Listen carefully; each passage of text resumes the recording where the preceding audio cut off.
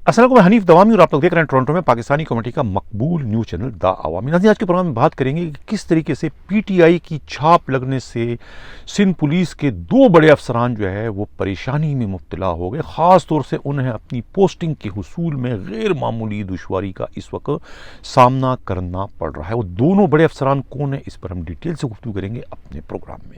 Programme के अगले हिस्से में हम बात करेंगे रोटेशन पॉलिसी के शिकार सिंध पुलिस के 8 DIGs के बारे में। गरचे उनको रोकने के लिए जो है सिंध हुकूमत ने एक लेटर जो है वफाक को भिजवा दिया है। हालांकि उस लेटर की कानूनी और इखलाकी हैसियत कुछ भी नहीं, माँ सिवाय डूबते को तिनके के सहारे के मिस्ताक। अब उसी 8 DIGs में जो खुद IG सिंध की किचन कैबिनेट में शामिल जो DIGs हैं, जो कि लाडले हैं, उन्हें रोकने के लिए मुख्तलिफ किस्म के हथकंडे इस्तेमाल किए जा रहे हैं। एक DIG को रोकने के लिए GIT का सहारा लिया गया और दूसरे 2 DIGs को उनकी मनपसंद पोस्टिंग दिलवाने के लिए जो है वो अब ताख़ीर से जो है वो FIA से रिक्वेजेशन जो है भिजवा दी गई है। हालांकि ट्रेन छूट चुकी है और छूटी हुई ट्रेन को पकड़ना मुमकिन नहीं रहता, इसलिए कि अब उनका ट्रांसफ़र हो चुका है, रोटेशन पॉलिसी के जद में वो आ चुके हैं।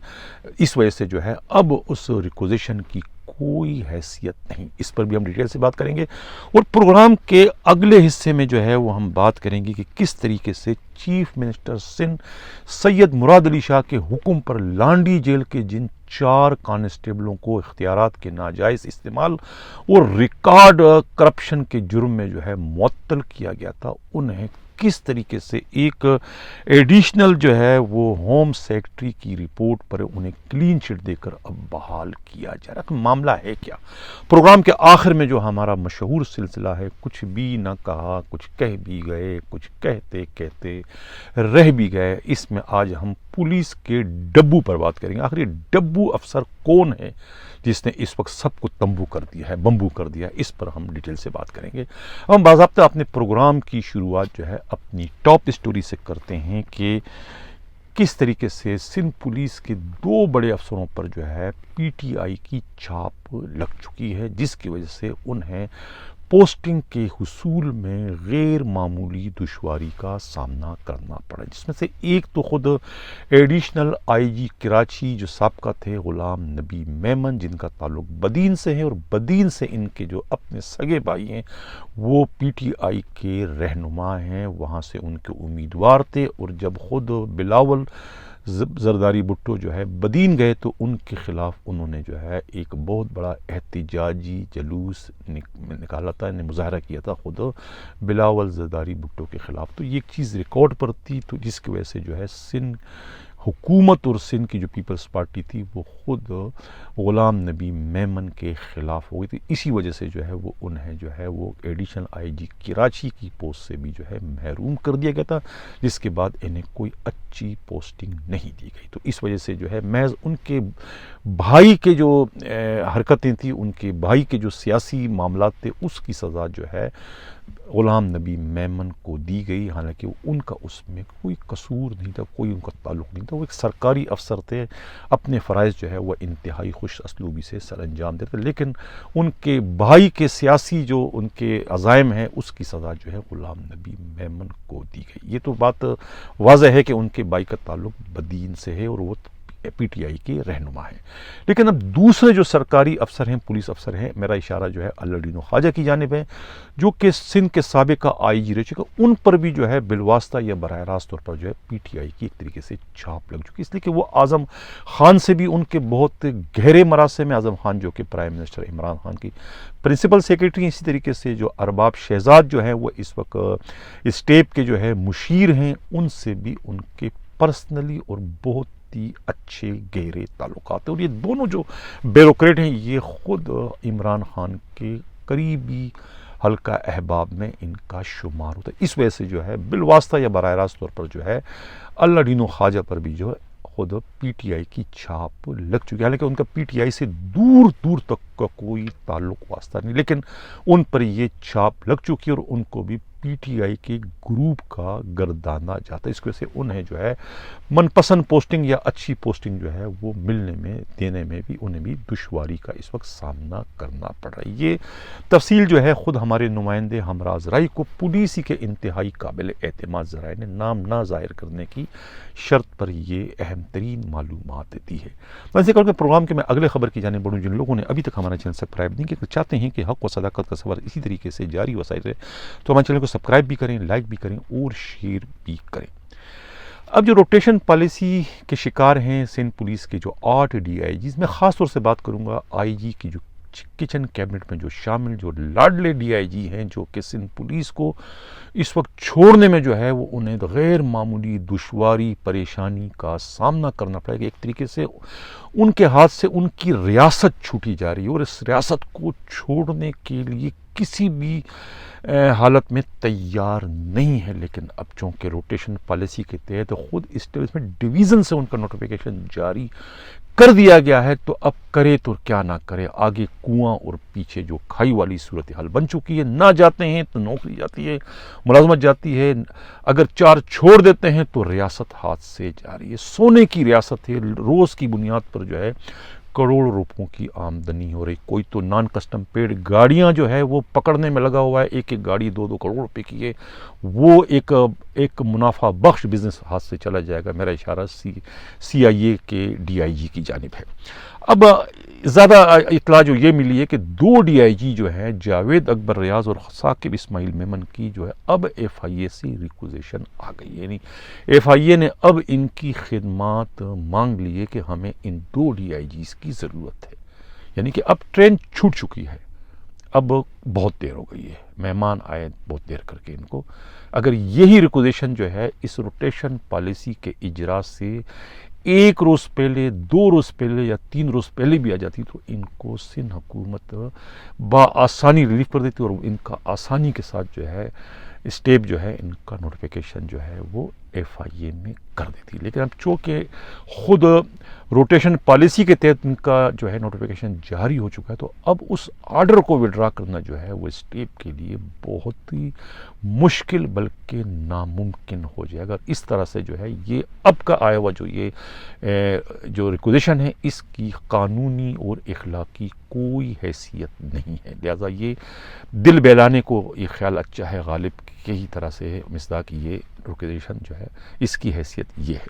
اب یہ جو ڈی آئی جی صاحبان جن کا ٹرانسفر ہو چکا ہے خیبر پختونخوا اور خود پنجاب اور اسلام آباد میں اور بلوچستان میں, انہیں اچھے بچوں کی طرح سے جو ہے فوری طور پر جو ہے اس نوٹیفیکیشن پر عمل درآمد کرنا چاہیے, یعنی کہ وہاں جوائننگ دینی چاہیے. اگر یہ ڈوبتے کو تنکے کے سہارے خود کو بچانے کی کوشش کریں گے تو ڈوبنے کے علاوہ ان کے ہاتھ کچھ نہیں آئے گا. ڈوبنے کے علاوہ کچھ نہیں, کنارہ ان کو نہیں ملے گا. انہیں جو ہے نجف مرزا کا جو انجام ہے اسے سامنے رکھنا چاہیے. ایک ڈی آئی جی اسی طریقے سے حکم عدولی پر, یعنی ان کا ٹرانسفر جو ہے نیب اسلام آباد سے گلگت میں کر دیا گیا تھا. تو اس وقت کے جو نیب کے چیئرمین تھے جو کہ حاضر سروس کوئی سیکورٹی فورسز کے بڑے افسر تھے, انہوں نے کہا تھا کہ آپ چارج نہ چھوڑو, ہم آپ کا ٹرانسفر کینسل کروا دیں گے. جس کی وجہ سے جو ہے نجف مرزا جو کہ ڈی آئی جی تھے انہوں نے چارج نہیں چھوڑا اور چارج نہ چھوڑنے کی پاداش میں جو ہے وہ ان کو پہلے شوکاز نوٹس اور اس کے بعد ان کو ڈسمس فرام سروس کر دیا گیا تھا, یہ جواز پیش کر کے کہ انہوں نے جو ہے وہ اپنے حلف کی خلاف ورزی کی ہے. اب اس طریقے سے اگر یہ جو 8 کے 8 ڈی آئی جی ہے, میرا اشارہ جو ہے خود نعمان صدیقی صاحب آپ کی جانب خاص طور سے ہے اور عمر شاہد آپ کی جانب اور خود ثاقب اسماعیل میمن صاحب آپ کی جانب ہے کہ یہ اگر آپ لوگ جو ہے اس آرڈر پر عمل درآمد نہیں کرو گے تو آپ ایک طریقے سے اپنی سروس سے آگ سے کھیلنے کی کوشش کرو گے اور آگ سے کھیلنے میں جو ہے نقصان آپ کا ہوگا, کسی اور کا نہیں ہوگا. سندھ حکومت نے لیٹر لکھ دیا ہے آپ لوگوں کی روکنے کے لیے, تو اس کی قانونی اور اخلاقی حیثیت کچھ بھی نہیں ہے. آپ کسی بھی ماہر قانون سے رابطہ کریں, ان سے جو کہ رولز آف بزنس کو جانتے ہیں, وہ آپ کو بتائیں گے کہ اس لیٹر کی اخلاقی قانونی حیثیت کچھ بھی نہیں. اگر آپ کو ابھی شوکاز نوٹس جاری کر دیا جاتا ہے اسٹیٹ کی جانب سے, تو سندھ حکومت کچھ بھی نہیں کر سکتی اس شوکاز کو واپس کرنے میں, اس شوکاز کو رکوانے میں. اگر اس کے بعد اسٹیٹ آپ کو ڈسمس فرام سروس کرتی ہے, تو کون آپ کو جو ہے اس سے بچا سکے گا؟ یہ جو پوسٹنگ ہے, یہ جو آپ اس میں ایک ریاست چلا رہے ہو سندھ کے اندر, جو آپ اتنے اختیارات کا جو مس یوز آپ کرو, جو اتنے آپ ناز و نخرو سے اپنے جو ہے یہ شاہانہ زندگی جو آپ گزارو, سب کے سب جو ہے اس نوکری کی مرہون منت ہے. اگر نوکری ہے تو آپ کی پوسٹنگ سندھ حکومت آپ کو دے رہی. اگر آپ کے پاس پوسٹنگ نہیں, نوکری نہیں ہوگی, تو آپ کو پوسٹنگ کوئی بھی نہیں دے گا. آپ لوگوں میں کوئی سرخ آپ کے پر نہیں لگے ہوئے ہیں. آپ میں خوبی یہ ہے کہ آپ پولیس کے DIG ہو, یعنی کہ سرکار کے ملازم ہو. کس کے؟ صوبائی نہیں, وفاق کے ملازم ہو. تو لہذا وفاق کا حکم جو ہے آپ کو ہر حال میں ماننا ہے. صوبہ کے حکم جو ہے, صوبائی حکم کی کوئی اہمیت نہیں ہے وفاق کے حکم کے سامنے.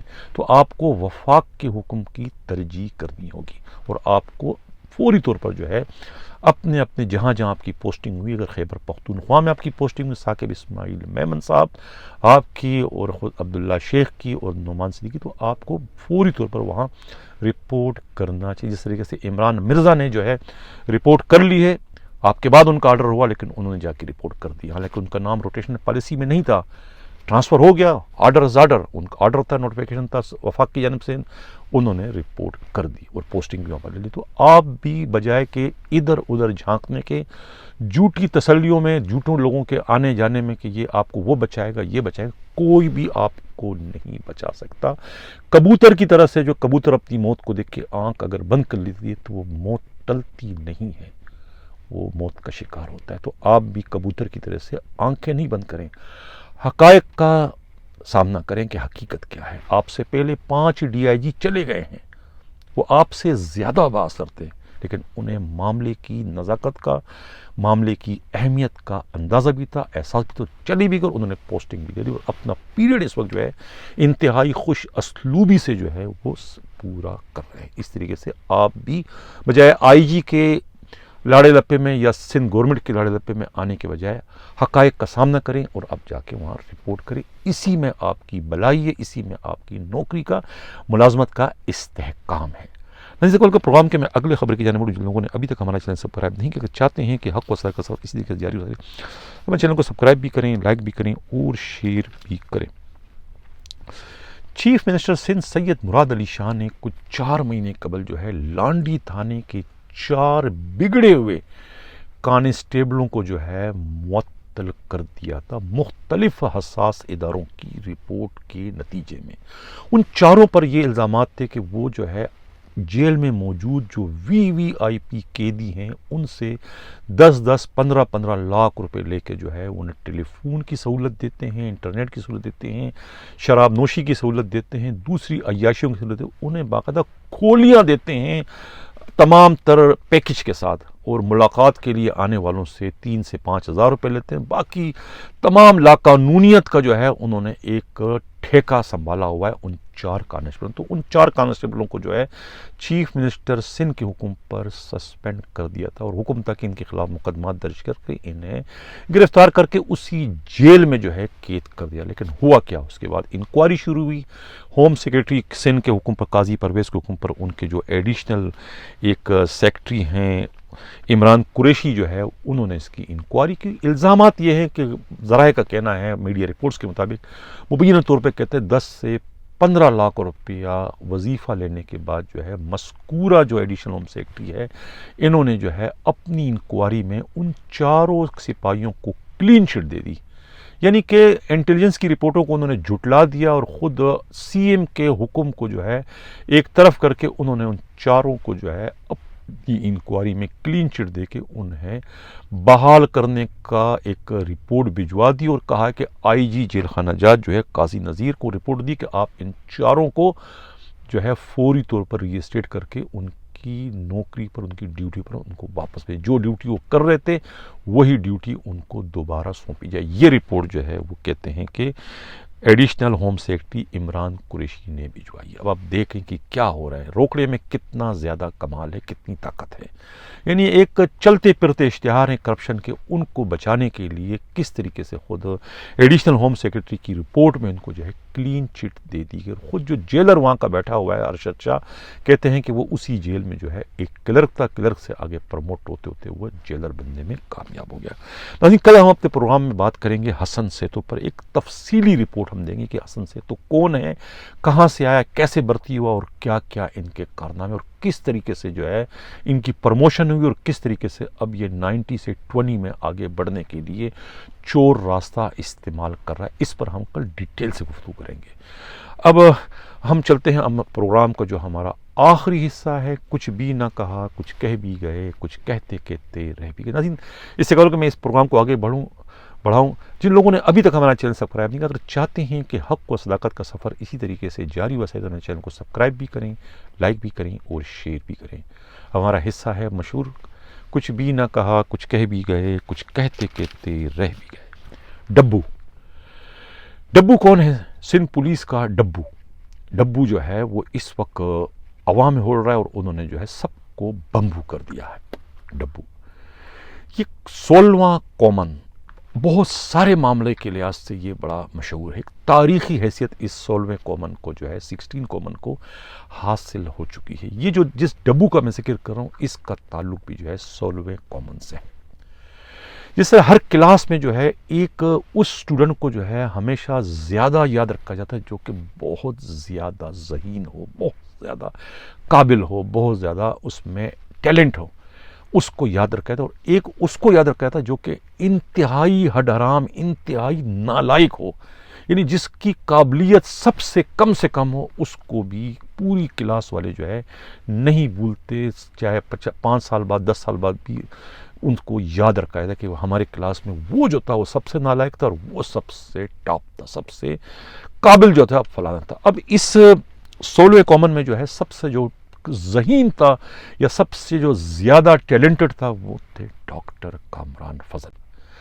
اب جو سب سے نالائق تھا، اس کو ان کے اپنے ہی قابل ساتھیوں نے ان کا نام جو ہے، نام تو کچھ اور ہے لیکن ان کو ڈبو کا نام دیا۔ ڈبو شاید سندھ میں جو ہے سب سے ڈفر قسم کے طالب علم کو کہا جاتا ہے۔ میرا خیال ہے کہ ڈبو اس کو کہا جاتا ہے، کہ تو ڈبو ہے، ٹھیک ہے نا، اس کو کچھ نہیں آتا۔ وہ ڈبو جو ہے، وہ ڈبو بھی جو ہے وہ اپنی اس وقت کسی اور صلاحیتوں کی بنیاد پر وہ بھی جو کلاس کے جو ٹاپر تھے اس سے آگے بڑھ کر جو ہے گریڈ 22 میں جانے میں کامیاب ہو گئے۔ ڈبو کو جو لوگ ڈبو سمجھ رہے تھے، جو اس کو ڈبو کہہ رہے تھے، وہ ڈبو کو ڈبو سمجھنے والے بھی اب جو ہے وہ اس کی ذہانت کو داد دیے بغیر نہ رہ سکے کہ ڈبو نے تو اس وقت جو ہے سب کو جو ہے بمبو کر کے رکھ دیا ہے۔ بڑے سے بڑے کھلاڑی کو جو ہے انہوں نے اب بمبو کر دیا، اور اپنے ایک انگلی کے اشارے پہ اس وقت سب کو نچوا رہا ہے۔ اب میں نام اس کا نہیں لے رہا ہوں، اس لیے کہ پروگرام کا مقصد کسی کی کردار کشی کرنا نہیں، کسی کی دل آزاری کرنا نہیں، کسی کی رسوائی کرنا نہیں۔ ایک واقعہ ہے، ایک خامی ہے جس کو اجاگر کرنا ہے۔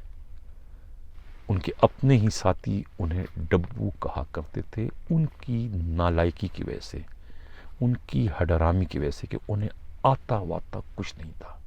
لیکن ان کی جن لوگوں نے ان کو ڈبو کا خطاب دیا تھا، وہ ڈبو اس کو غلط نہیں کہا تھا۔